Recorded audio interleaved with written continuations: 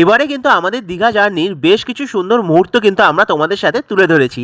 এই যেমন ধরো দীঘার সমুদ্র এবং কোথায় ভালো থাকবে, কোথায় ভালো খাবে, এমনকি মোহনার মতো সুন্দর সাইট সিন। তবে একটা বিষয় যে তোমরা এখনও খুবই আগ্রহের সাথে অপেক্ষা করছো, সেটা কিন্তু আমরা বুঝতে পেরেছি।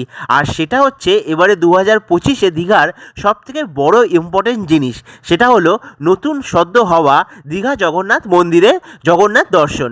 তাই আমরাও কিন্তু তোমাদের জন্য সেই সুন্দর মুহূর্তগুলো ক্যামেরা বন্দি করেছি। আর ঠিক ফেরার দিন সকালবেলা কিন্তু আমরা চলে গেছিলাম তাই জগন্নাথ মন্দিরে জগন্নাথ দর্শন করতে প্রথমবারের জন্য দীঘাতে।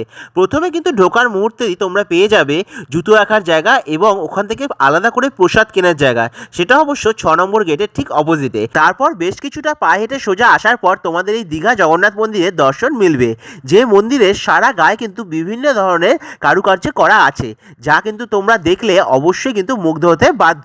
এক কথা জানো তো, দেখে মনে হচ্ছিল পুরীর জগন্নাথ ধামকে নতুন করে হঠাৎ করে রাতারাতি কেউ দীঘাতে গড়ে তুলেছে।